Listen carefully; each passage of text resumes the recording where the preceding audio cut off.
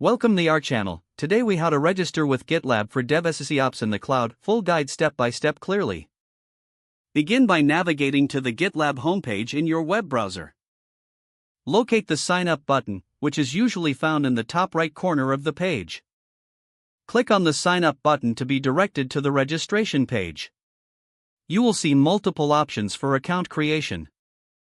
Choose to sign up using your email address by clicking on the relevant option.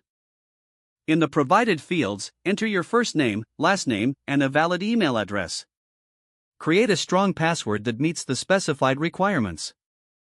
Once you have filled in all the fields, click on the Register button. Check your email inbox for a verification email from GitLab. Open the email and click on the verification link to confirm your account.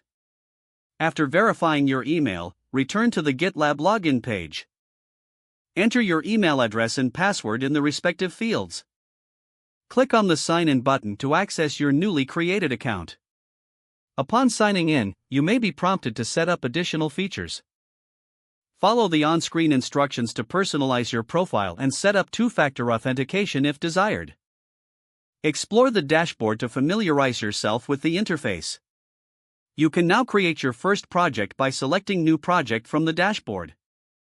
Choose whether to create a blank project, import one from another service, or use a template. Fill in the project details, including the project name and description. Set your project visibility level according to your needs. Click on Create Project to finalize the creation process. To begin utilizing DevSecOps features, navigate to the settings within your project.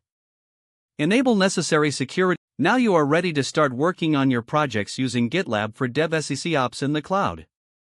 If the page does not load, refresh the browser or try again in a private or incognito window. Make sure you are using the correct email address, then retype it carefully to avoid small typos. If your password is not accepted, use the reset option and create a new strong password you can remember. Check your spam folder for verification or security emails, then complete any requested confirmation steps. Don't forget to like this video and subscribe to our channel for more step-by-step tech guides.